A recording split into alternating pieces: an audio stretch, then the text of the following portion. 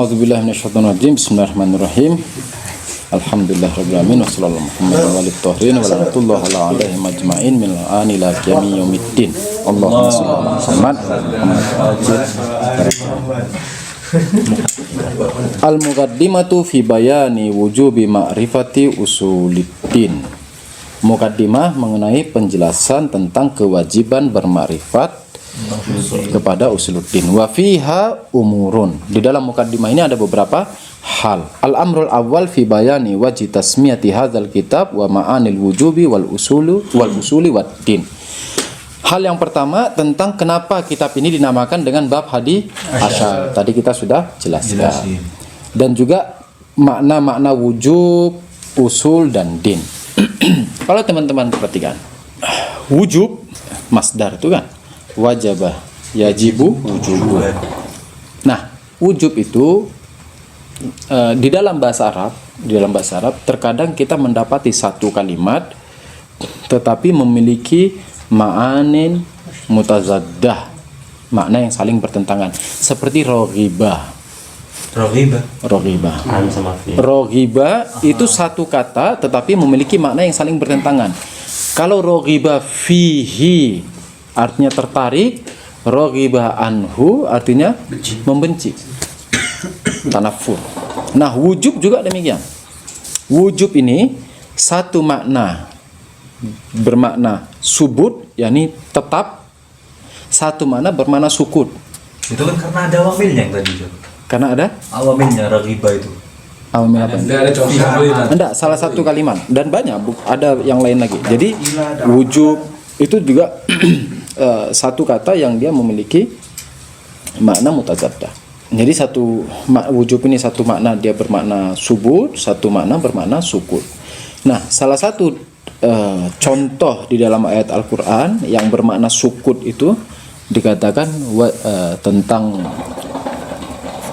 ontak, faiza wajabat junubuha. Junub yakni atrof, yakni kedua tangan dan lengannya itu. Jadi ketika ontak itu kedua tangannya itu disimpuhkan. Jadi ketika dia duduk itu faiza wajabat junubuha. Itu salah. Itu yang sukut. Bisa dicatat satu. Itu sukut tuh. Enggak, maksudnya contohnya tadi. Itu di kitab ada. Itu masuk Faiza wajabat junubuha. Subut sama sukut masuk lugah itu di sana. Secara lugah ya. Secara lugah. Bawahnya agak tengah. Belum di situ enggak ada. Itu. Jadi secara lugah dia bermakna subut dan sukut. Nah, sekarang secara istilah apa itu kewajiban tuh? Dikatakan kewajiban itu wujub adalah sesuatu yang kalau ditinggalkan maka orang akan tercela. Ini kalau hal itu ditinggalkan maka akan tercela. Dengan kata lain, sesuatu yang tidak boleh ditinggalkan. Artinya di sini secara istilah dia ngambil makna yang mana? Subut. Nah, secara istilah dia mengambil makna yang subut. Wujub itu ada dua. Ada wujub aini, ada wujub kifai. Wujub aini itu apa? Sholat, puasa. Contohnya sholat puasa. Berjamaah. Yang wajib Orang lain tuh enggak Wajib pada kulil farad. Iya. Ahsan. Nah, ada pembahasan gini. Sebelum kita membagi wujub aini dan wujub kifai, kewajiban itu kan perintah itu ya. Nah, perintah ketika turun dari Tuhan itu, marhalah yang pertama wujud ini, marhalah yang pertama ini dia berlaku yajri alal kul. Ini yang pertama. Jadi ini. Hah? Enggak. Kewujuban enggak, mau aini mau kifai. Kita belum masuk dalam pembahasan segala wujub. Segala wujub pada marhalah awal, pada tingkatan awal, maka dia berlaku kepada semua. Kan begitu. Ini tingkatan pertama ini. Nah, baru nanti masuk ada tingkatan kedua. Tingkatan kedua itu yakni terkadang. Jadi yang pertama di marhalah yang pertama dia yajri alal kul kan, berlaku kepada semua kan. Nah, nanti di tingkatan kedua ini yang terbagi menjadi dua. Di mana pada sebagian kewajiban perbuatan dan amalan seseorang tidak menjatuhkan kewajiban yang lain, Namun sebagian kewajiban, Menjatuhkan. amalan sebagian itu menjatuhkan kewajiban yang lain. Oke, jelas nih. Oke. Jadi mau dia aini, mau dia kifai, pada marhal pertama dia juga kena. Makanya contoh misalnya kifai kayak apa? Sholat jenazah. Nah, sholat jenazah sebelum seseorang melakukan sholat jenazah, Semua kena. maka semua kena. Mau 1.000 orang di situ, 1.000 orang kena kewajiban itu. Tapi ketika ada 2-3 orang yang sholat jenazah, maka amalan 2 orang ini itu yusqitu, yakni menggugurkan kewajiban bagi yang lainnya. Jadi kita jangan mengatakan bahwa wujub kifayah adalah kewajiban yang dilakukan oleh orang lain dan menggugurkan kewajiban orang lain. Oh, enggak begitu. Awal, yakni semua wajib. Nah, itu dulu. Awal semua wajib. Nah, tetapi ketika sebagian melakukannya, maka yang lain itu menjadi gugur. Pertanyaannya, kenapa bisa demikian? Bedanya aini dan kifai itu apa? Kok sampai begitu kan gitu? Kenapa kok di aini kalau ana sholat itu tidak menggugurkan kewajiban sholatnya Mahdi, tapi kalau di kifai ana sholat mayit itu akan menggugurkan kewajiban sholat mayitnya Mahdi. Kenapa demikian?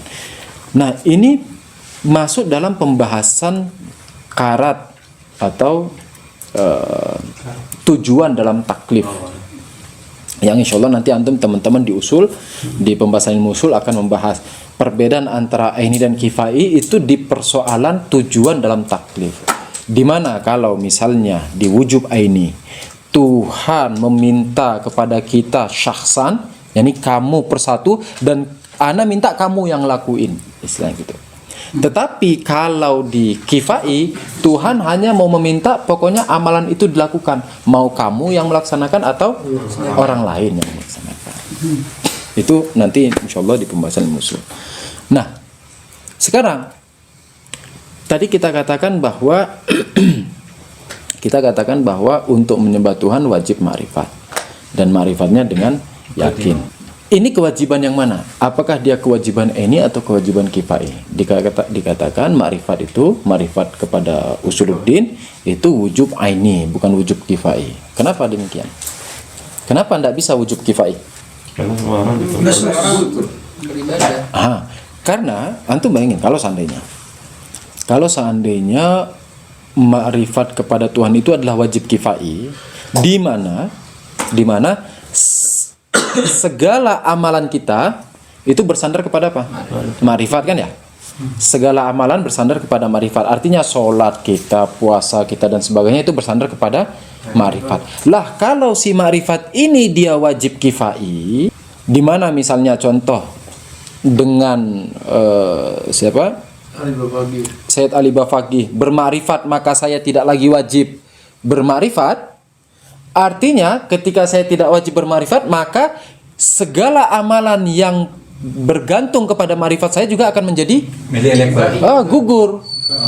Akhirnya sholat saya jadi gugur, berarti saya tidak wajib sholat, puasa saya gugur, saya juga tidak wajib puasa. Padahal tidak demikian. Itulah kenapa ma'rifat itu juga masuk dalam wajib aini. Jelas nih? Jelas. Ini satu. Yang kedua tentang usul jamannya asal, yakni poye, asas, azas kalau istilah kita, akar.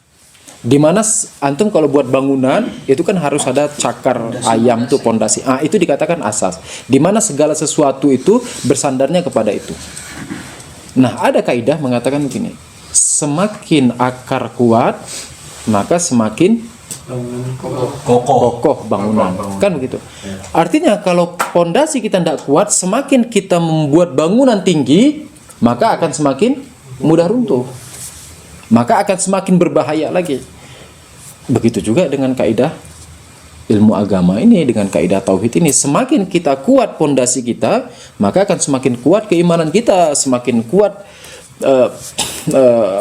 pengamalan terhadap muhtawa dan ajaran-ajaran Islam kita. Dan begitu juga sebaliknya, semakin tauhid kita lemah, maka kita akan acuh tak acuh dengan amalan. Kan gitu. Kenapa para ulama itu dikatakan innama yakhshallaha min ibadihi al ulama. Dikatakan sesungguhnya yang benar-benar takut kepada Tuhan dari hambanya itu cuman ulama, dikatakan. Kenapa cuman ulama? Memangnya lain tidak takut? Bukan persoalannya. Persoalannya karena ulama ini punya makrifat. Semakin dia bermakrifat, semakin dia tahu ini Tuhan siapa. Sehingga semakin dia berhati-hati dalam kehidupan. Tapi semakin orang tidak kenal Tuhan, makanya kan dibilang tak kenal maka tak sayang, itu kayaknya ada benarnya juga. Semakin orang tidak kenal Tuhan, semakin ngapain anak sholat.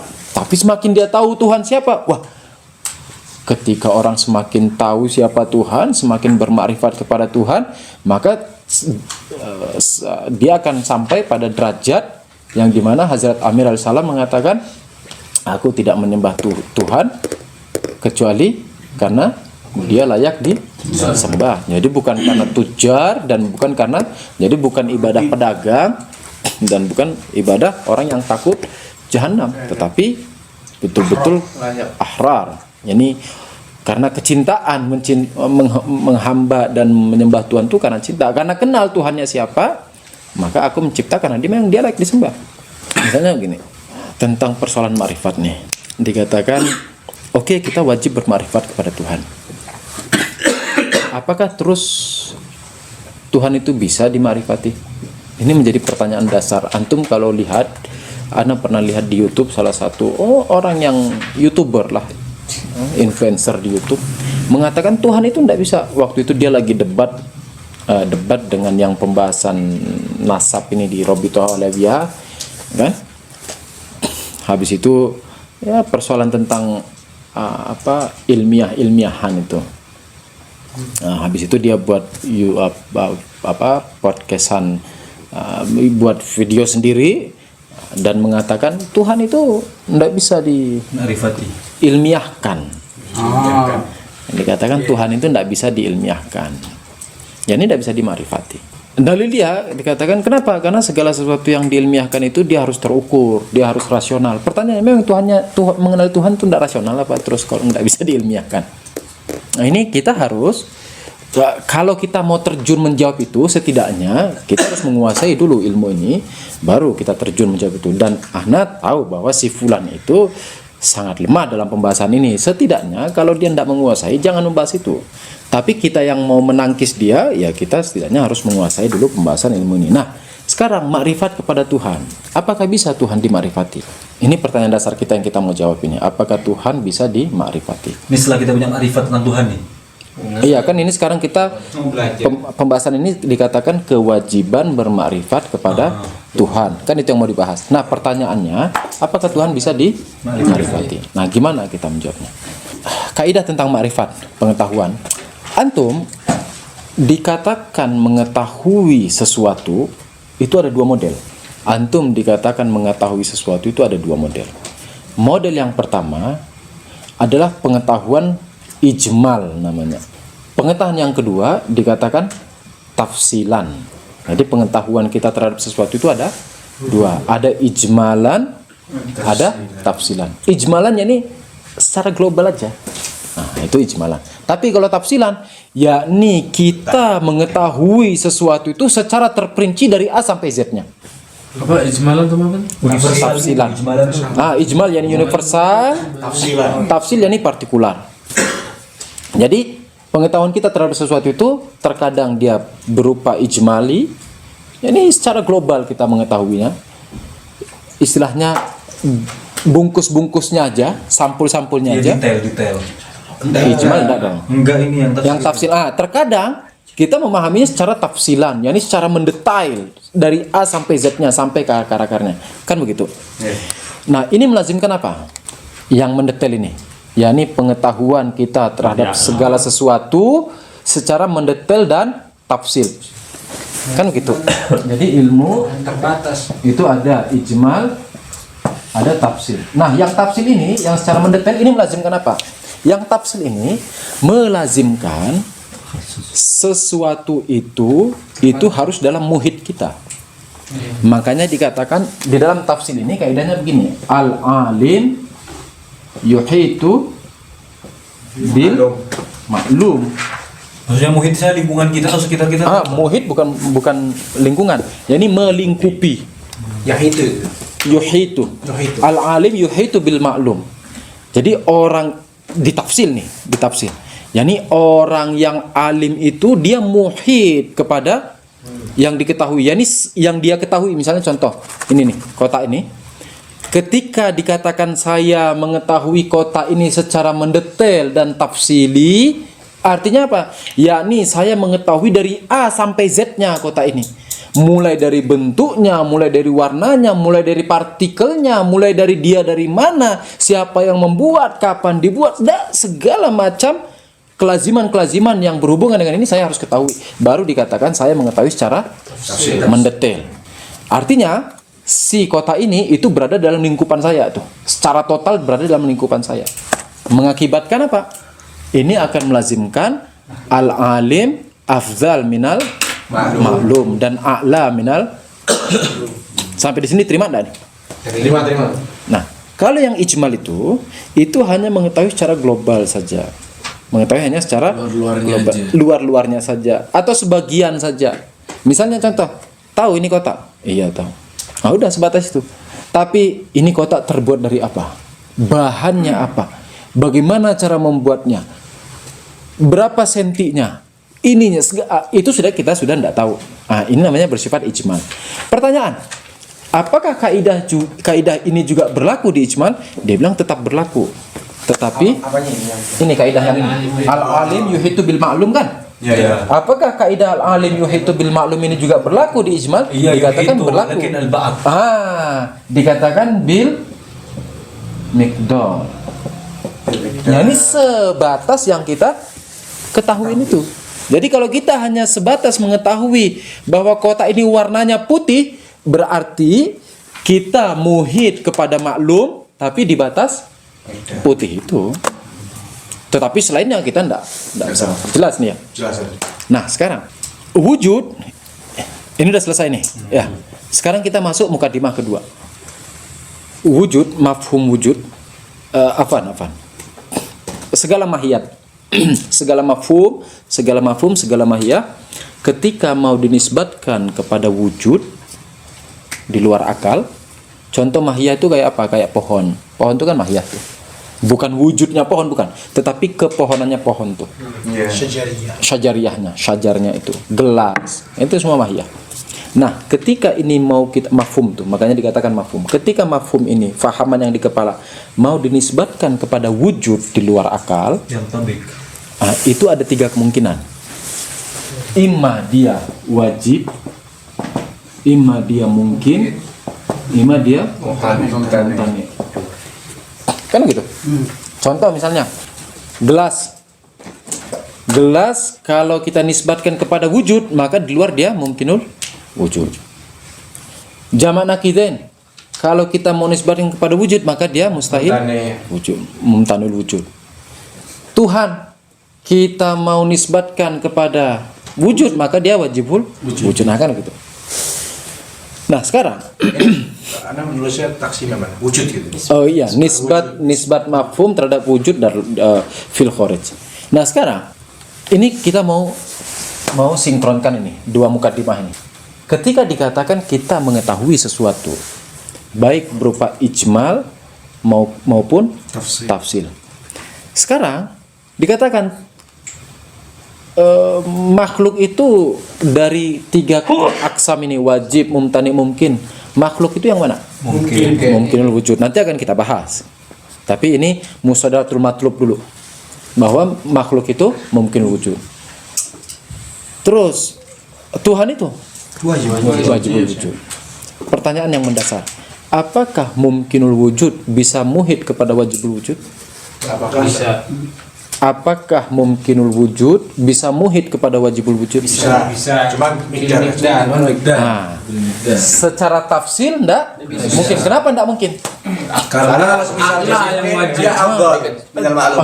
Jadinya mungkin wujudnya afdol terhadap maklum. Yani a'la bil maklum. Artinya kitalah Tuhan, bukan dia. Kan? Makanya di tafsir kita enggak. Tapi di sini kita bisa. Terus orang bilang, kalau gitu kamu mengatakan bahwa mungkin wujud muhit kepada Tuhan. Oh iya, bil miqdar. Artinya apa? Artinya Tuhan yang kita fahami itu bukanlah Tuhan Hakiki. bukan Tuhan hakiki. Makanya kan hadis dari Imam Shadiq alaihissalam dikatakan Allahu Akbar, maksudnya apa dikatakan? Allahu Akbar ini akbar min an yusaf, dari segala pensifatanmu. Kan kalau ditafsir kita tidak bisa itu muhid kepada Tuhan. Ya. Tapi di mikdor kita bilang kita bisa muhid karena kaidahnya juga tetap berlaku. Tetapi bil mikdor. Lalu bil mikdar itu. Lalu mereka mengiskal. Kalau begitu artinya kamu mengatakan bahwa al-alim ini siapa tadi? Kita. Makhluk. Mungkin. Mungkin. Ini di ijma loh ya, di ijma. Iya. Berarti al-mumkin apa? Afdal. Muhitun bil Khaliq wajib wujud. bil khaliq, yani bil wajib bil Wajib. miqdar. Kan gitu. Al mumkin yuhitu bil wajib bil miqdar. Kan gitu. Dia bilang, berarti kau mengatakan bahwa mungkin wujud itu muhit kepada Tuhan. Anda usah takut. Kita bilang, iya, kenapa rupanya? Anda usah takut istilahnya digertak gitu. Iya, kita bilang, iya, kenapa rupanya?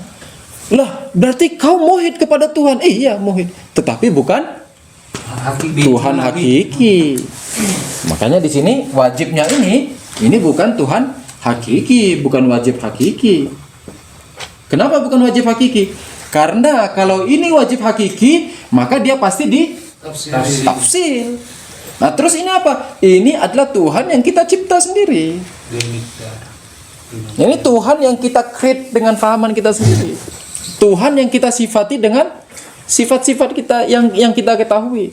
Makanya dikatakan ikhlasnya, hakikat ikhlasnya penghambaan itu ketika kita menafikan segala pensifatan. Di riwayat dikatakan hakikat ikhlas dalam penciptaan, dalam penghambaan itu adalah menafikan pensifatan. Ini semua sifat-sifat itu dinafikan. Ini bukan maksudnya bahwa Tuhan itu tidak alim, bukan. Yani yang kita bilang Tuhan alim, bukan alim yang kamu fahami, yang hakikat itu lebih dari itu. Makanya Allahu Akbar ini Allahu Akbaru min an yusaf, dari segala yang kita sifati. Wa illa, kalau kita bilang Allah itu maha besar, maha besar itu sebesar, nah itu sudah hasil buatan sendiri itu. Nah ini makanya kita bilang iya, tapi bukan yang wajib hakiki, bukan Tuhan. Dan itu dimaklumi sama Tuhan. Kan kita bilang berarti mungkin itu muhid bil wajib, iya.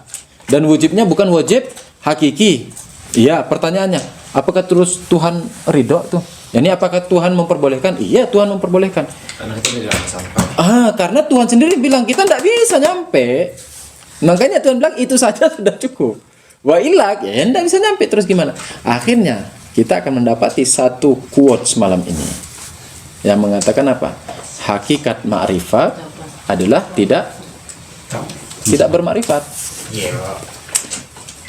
Waduh, berat ini. Bermakrifat. Hakikat Makrifat. khusus buat Tuhan.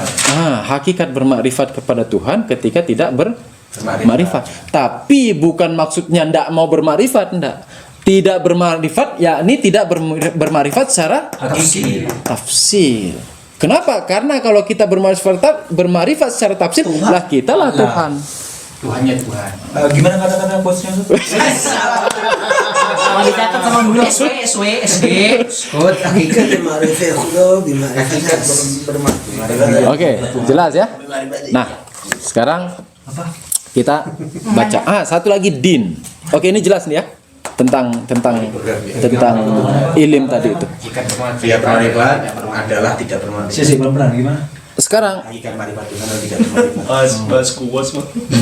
sekarang din. Ini Yanfa sampai akhir. Din ini agama. Ini yang tadi itu betul-betul quotes yang sangat penting loh. Antum nanti kalau ada waktu belajar asfar, antum akan mendapati kaidah Karena itu. bisa nulis tidak bermarifat dalam tanda kutip. Iya itu harus dijelasin tidak bermarifat maksudnya apa? Yakni bahwa kita tidak bisa memakrifati Tuhan secara lah, ini pernyataan Nabi sendiri. Antum cek riwayatnya, dikatakan ma'araftu hakka ma'rifatik. Aku tak pernah memakrifatimu Secara hakiki. sebenar-benar hakikat makrifat Kata kepadamu. doa ada ya. Iya. Doa Imam Makanya Sajjad. itu quotesnya itu. Dan ini kaidah falsafah bahwa kita tidak bisa muhid Itu bil ma'rifat. secara total itu tidak bisa. Tapi secara cuma ya. Secara ijmal harus. Kenapa? Karena ma'rifat wajib. Kan gitu. Nah, terakhir din. Din yakni bermakna jaza, balasan. Seperti misalnya kama tadinu tudinu. Kama tudinu tudanu. Sebagaimana kamu membalas seseorang, kamu akan dibalas demikian. Oke? Dan gimana jaza? Nah, sekarang kita baca. Fima yajibu ala ammatil mukallafin min ma'rifati usuliddin. Mengenai pembahasan kewajiban terhadap seluruh mukallaf. Kewajiban terhadap seluruh mukallaf. Oh iya, lembur. Dari apa? Min ma'rifati Usuluddin. usuluddin. Ini minnya min apa istilahnya nih dalam? Hah? Tafsiriyah apa? Mana nih? Iya, makanya Mana ini? Cuman satu min di sini. Fi ma yajibu ala ammatil mukallafin min ma'rifati usuliddin. Apa minnya? Min apa? Tab'is. Yang lain? Ba'd. Yang lain? Oke, yang mana? Itu al-muqaddimah kan? Al-muqaddimah fi bayani wujubi ma'rifati usuluddin kan? Setelah itu wa fiha umurun. min ma'rifat. Setelah itu fi ma yajibu. Amin ya min apa nih? Bukan tapi bukan. Ya, Intihail ghaya. Enggak, ketiga. Kalau minta akid sah. Minta akid. Nah, orang belum ketemu soalnya. antum udah belajar ilmu apa? Ma'ani huruf kan? Nah, pernah mendengar istilah bayaniyah? Oh iya, ini. Nah, apa syaratnya? Mas, ajnas sama. Talfailu. Jinsir sama. Iya, ini. Qablahu isim mubham. Sebelahnya isim Isim mubham. Yang mana yang mubham? Ma. Fima. Sesuatu. Apa sesuatu itu? Nah, artinya sekarang ana terjemahin begini. Fi ma'rifati usuliddin. Gunanya awamil lah. Fi. Makanya fishraf teman. Fi ma'rifati usuliddin. Yakni mengenai ma'rifat kepada usuluddin. Di mana usuluddin itu wajib terhadap semua mukallaf. Qala qaddasallahu ruhahu al-babu al-hadiyah asyar. Ini al-babu al-hadiyah asyar mikunim yo al-babu al-hadiyu asyar. Nah, lagu lihat terlalu ilmu nahwu nanti ribet. Fi ma yajibu alamatil mukallafin min ma'rifati usuluddin. Aqulu innama summiya hadzal bab. Ini yang tadi anda sudah bahas tentang wajib tasmiyah, kenapa dikatakan bab hadi asyar. Aqulu innama summiya hadzal bab al-hadiya asyar li'anna al-musannifa ikhtasara misbah al-mutahajjid alladhi wadahu asy-syekh Abu Ja'far At-Tusi rahimahullah fil ibadati wal adiyah. Jadi kenapa dikatakan kitab ini sebagai bab hadi asyar? Karena penulis yakni Allamah Hilli. Jadi yang menulis kitab itu siapa? Allamah Hilli. Itu meringkas kitab Misbahul Mutahajjid. Yang nulis Misbahul Mutahajjid punya Syekh Tusi. Membahas tentang apa? Ibadah dan doa-doa, takkib. Warattaba dzalikal mukhtasara ala asyrati abwabin, dan mukhtasarnya itu dibuat dalam 10 bab. Wasammahu kitab Minhajus Silah fi Mukhtasaril Misbah. Namanya kitab Minhajus Shalah. Ini yang punyanya Allamah Hilli. Ini yang punya Allamah Hilli. 10 bab. Walamma kana dzalikal kitabu fi fannil amali wal ibadati wad du'ai istad'a dzalika ila ma'rifatil ma'budi wal mad'uwi. Karena kitab Minhajus Shalah itu yang ringkesannya dari Misbahul Mutahajjid mengenai doa-doa, maka hal ini meniscayakan adanya pengenalan terhadap yang didoain. Ustaz dari sini. Yani melazimkan, meniscayakan yang ana mintain doa itu siapa? Ana berdoa kepada siapa? Lah itu belum dibahas. Fa'adha ilaihi hadzal baba. Maka Allamah Hilli menambahkan kitab ini, yakni bab 11 ini. Qauluhu fi ma yajibu ala ammatil mukallafin. Al-wujub fil lugha as-subut was-sukut. Wujub di dalam lugah secara lugawi yakni subut dan sukut. Yakni dua makna yang saling mutazaddah. Subut artinya tetap, sukut yakni gugur, jatuh. Wa minhu qauluhu ta'ala, yakni yang bermakna sukut. Yang bermakna sukut qauluhu ta'ala fa idza wajabat junubuha, ketika kaki-kaki si onta itu direbahkan. Wa istilahan, secara istilah wajib itu apa? Huwa ma yudhammu tarikuhu ala ba'dzil wujuh. Di mana yang meninggalkan sholat itu, yang meninggalkan hal-hal yang wajib itu, maka akan dimazammat, akan dicela. Tetapi ala ba'dzil wujuh. Kenapa dikatakan ala ba'dzil wujuh? Kenapa dikatakan di sebagian kejadian saja? Karena ada hal-hal, enggak, bukan kifayah. Karena ada hal-hal kayak misalnya puasa wajib kan? Udur gitu. Nah, antum safar, meninggalkan yang wajib tuh, tapi tidak kena celah, tidak kena mazammat. Atau misalnya sakit, tidak kena mazammat. Itu makanya dikatakan ala ba'dzil wujuh. Wa huwa ala qismain. Ini ada dua bagian. Wajibun ainan, yang pertama wajib ini. Terus di bawahnya wa wajibun kifayatan, wajib kifai. Nah, wajib ain itu apa? Wa huwa ma la yasqutu anil ba'dzi bi qiyamil ba'dzil akhar bihi. Dia adalah kewajiban di mana dengan dilaksanakannya oleh orang lain tidak gugur dari diri kita. Wa wajibun kifayatan wa huwa bi khilafihi, yakni dengan orang lain mengamalkan itu maka gugur dari kita. Tapi lihat ya, bahwa di marhalah yang pertama yajri alal kul dulu, semua berlaku. Nanti di tingkatan kedua baru yang misalnya 2 orang sudah melaksanakan, bagi yang lain itu tergugurkan. Wal ma'rifatu minal qismil awal. Nah, karena wajib itu ada aini, ada kifai, ma'rifat ini yang mana? Dia bagian yang pertama. Kenapa? Kenapa bukan kifai kita katakan tadi? Karena kalau dia kifai, maka semua hal-hal yang bergantung kepada ma'rifat itu juga akan menjadi kifai. Salat, puasa, haji, semua itu menjadi kifai. Artinya, ana udah tidak perlu salat. Kenapa? Syed Ali Bafagi udah salat. Enak sebenarnya gitu. Wal ma'rifatu minal qismil awal. Falidzalika qala yajibu ala ammatil mukallafin. Nah, karena ma'rifat itu wajib aini, makanya Allamah Hili mengatakan yajibu ala ammatil mukallafin. Yani bagi semua mukallaf itu wajib. Artinya tidak ada yang yakni ma'rifat seseorang itu tidak akan menggugurkan ma'rifat di diri kita. Terus mukallaf itu siapa? Mukallaf yakni akil balik. Manusia yang hidup dan akil balik. Wal mukallafu huwal insanul hayyu, manusia yang hidup. Al balighul aqilu, orang balik dan akil. Fal mayyit was-sabi wal majnun laisa bi mukallafin. Maka mayat, anak kecil yang belum balik dan orang gila itu bukan mukallaf. Wal usul. Hah? Sobi tapi udah memayis masuk juga. Saya 8 tahun 9 tahun. Sabi itu masuk mayis dong. Wal usulu jam'ul asli. Usul jamaknya asal. Asal itu apa? Wa huwa ma yubtana alaihi ghairuh. Asal yakni sesuatu asas, yakni sesuatu yang selain dirinya bergantung kepada diri. Asas kan begitu. Pondasi adalah segala sesuatu selain pondasi bergantung kepada si pondasi. Kayak ilmu alat gitu. Maksudnya kayak gimana? Kayak apa? Dia belajar. Misalnya mau Sejaji. mantik, Iya. Filsafat, Baru ya betul ya. Itu salah satu. Mau expect su. Nanti deh. Box. Wadinu, Kok hidungnya merah? wadinu lugatan al jaza. Din secara lugawi adalah pembalasan, balasan.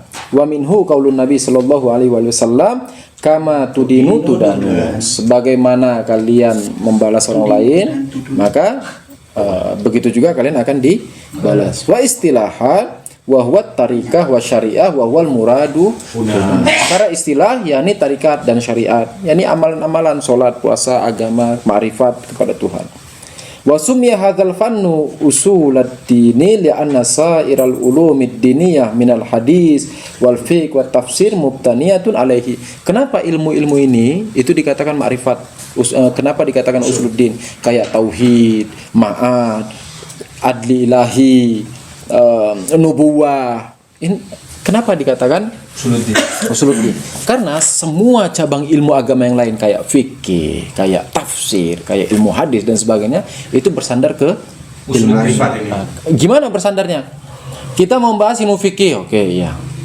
Pertanyaan pertama, sebelum kita bersandar ke ilmu fikih, kita harus percaya dulu kalau Nabi itu benar nyampein. Iya. Kan dikatakan Nabi menyampaikan perintah Tuhan ke kita, syariat kita. Lah, ana harus percaya dulu Nabi itu benar. Baru bisa berpikir. Lah, kalau ana mau percaya Nabi benar, ana harus tahu dulu yang nyuruh dia siapa. Mursil, Tuhan. Kan gitu. Lah, kalau ana mau percaya Tuhan, bahwa Tuhan merintahin Nabi, maka ana harus percaya dulu kalau Tuhan itu pasti adil. Jangan sampai dia merintahin sesuatu yang dan sebagainya. Makanya bersandar kepada itu. Usuluddin bisa dibilang pondasi dari furu'uddin. Iya dong, makanya usul asas. Wasmi azal fanu usuluddin li'anna asrarul ulumi diniyah minal hadis wa fil tafsir mubtaniyatun alaihi. Fa innaha mutawaqqifatun ala sidqir rasul. Karena kita bergantung kepada kebenaran Nabi. Wasidqir rasul mutawaqqifun ala subutil mursil. Kebenaran kepada Nabi bergantung kepada adanya mursil Tuhan. Wasifatihi wa adlihi wa imtina'il qudbihi alaihi, dan juga hal-hal yang qub tidak berlaku kepada Tuhan. Wa ilmul usuli huwa ma yubhazu fihi an wahdaniyati Allah taala. Ilmu tauhid yakni ilmu usul yakni ilmu tentang tauhid. Wasifatihi wa adlihi, tentang sifat Tuhan, tentang keadilan Tuhan, wa dumuwatil anbiya, tentang kenabian, wal ikrari bima ja'a bin nabi sallallahu alaihi wasallam, tentang ajaran-ajaran fikih, wa imamatil a'immah, dan tentang keimaman alaihi wasallam, wal ma'adi. Wa sallallahu ala Muhammadin wa alihi tahirin. Allahumma salli ala Muhammad wa ali Muhammad wa ajil farajahum.